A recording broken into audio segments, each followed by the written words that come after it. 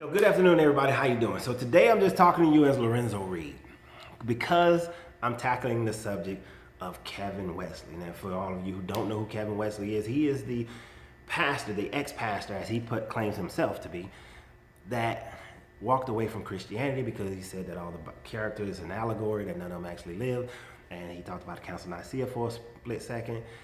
And it's not that I agree or disagree with him. I did repost one of his videos, this last one, where he was just talking about if you want to see God in whatever religion you believe in, then do it. And if God is love, then that's how you show God. Show God through your activities, your daily life. Unfortunately, I watched that video on YouTube. So unfortunately, with YouTube, you see that list of other people. Response. Then you also got the comments. Oh, the great falling away. End times and all that. And you also have the response of thank you, my brother, and all this. You're gonna have differences of opinion. That's just life. It's not a big deal. But like a crazy person, I actually clicked on one of the response videos just out of curiosity, just to see if people would actually show love. Did I find love? Nah. What I saw was people who came out to try to eviscerate the man. People who came out to say that this man was probably never a real pastor. He probably never did. He didn't do any real study. If he had just done some real study, then he would know this and he would know that. Or, if he's just now coming to that realization, then, just beating his character. But as I'm listening to them, you see, me in my old days, my spiritual maturity has grown quite a bit over the last 10 years. But in my old days, I personally would have came out and destroyed everything that person was saying. You see, I can understand what Kevin Wesley is going through right now. It is something I went through from the age of 9 to 14. You see, from the age of 9 to 14, I realized that something was wrong, that the teachings in the church I was in was wrong. So I became a kid in the library. To the point where the librarians knew me just as well as my family did.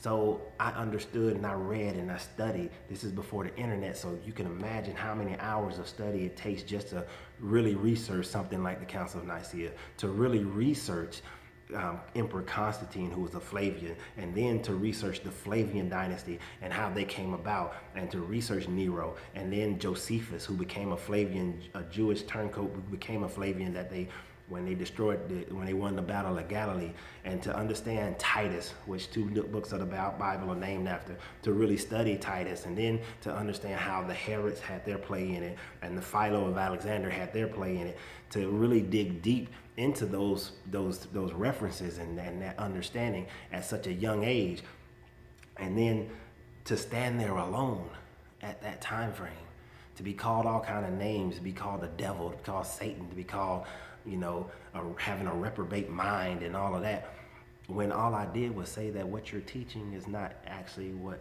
happened or is real. That the story you're telling had already been told before. I most recently heard a pastor who was talking about December 25th, and he said he did all this deep study, so I was ready for him to talk about Dionysius and Atticus and Horus and the winter solstice and Akhenaten, but all he talked about was Mithra, and that's when I realized that he just researched what could support his narrative, which is what most people do. You research what supports your narrative. If something doesn't support your narrative, then you have a tendency to walk away from it. And that's just the nature of people. But the thing that I still go back to is that if you claim God is love and God is within you and that you are with God and you walk with God, then where is the love? If this man decides that he is believing something else, how is that hurting you? It sounds familiar, right? It's because it's that Facebook thing that going around saying that Christians are putting out saying, how does my love for Jesus hurt you? How does this man deciding that he does not believe in Jesus hurt you? He didn't say he didn't believe in God. He said he doesn't believe in the Bible stories. That it's an allegory, to which I think in Galatians it says that all of these are for allegories. But I'm not here to argue. But how does it hurt you? Why does other people feel like they have to come out to say negative things about somebody that they don't know? That just shows his last video to be true. that if you truly have God in you, then why are you so angry? It's because somebody don't agree with you. Do you walk down the street and see a Muslim and become angry because they don't agree with you?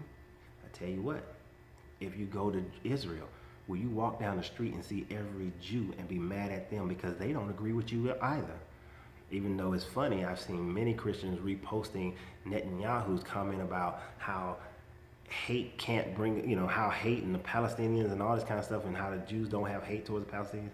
And I'm like, wow, y'all are supporting that this man doesn't believe what you believe either, but yet you have support. This guy may not now believe what you believe, but he's still talking about love, but you don't support that. You find anger and discontent. And then when you claim you've done deep study, in truth, like I said, I could go in and I can go deep. I can go deeper than most pastors and most people who went to seminary. But I'm not here to argue anymore. 10 years ago, I would have argued with you. I would have came out and said everything. I would have, we would have went through the Sumerian tablets. We would have talked about the Emerald tablets. We would have went through Akhenaten and his mystery schools. We would have talked about Buddha. We would have talked about Zoroastrianism. I mean, I can go deep into any of those. I can go deep into Islam, into Judaism, into all of them from their roots. Not what you are getting on the surface today, but from their roots. But I choose not to do that because I'm not in a state of argument. I'm in a state of peace. The Hermetics have given me that. And I started learning about the Hermetics long before it became popular, long before the laws of attraction.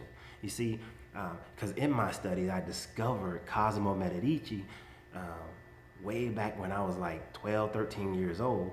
And since, he had a grandson named Lorenzo, it was really interesting. But the whole Renaissance was started because Cosimo Medici was introduced to the Kabbalion, to the Hermetics, and then that started the Renaissance. But why did it not continue to live back then? That's when you start understanding how the power of religion was established, so that it was by threat of murder, by threat of killing you, by threat of excommunication, by threat of, okay, we're not going to trade, we're going to make all the other nations not trade with you so that people go into poverty and starvation. The religion threatened the people so that the Hermetics could not continue its reformation. But that threat is not here anymore.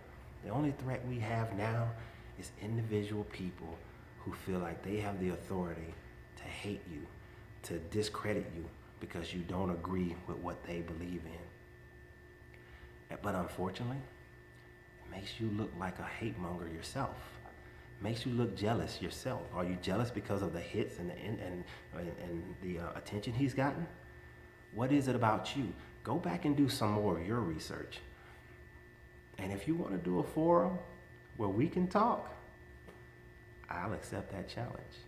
But for now, I'm not here to debate or argue. Go do your research, people. Think for yourself. Come to your own conclusions. Find God within your own experiences. Have a great one.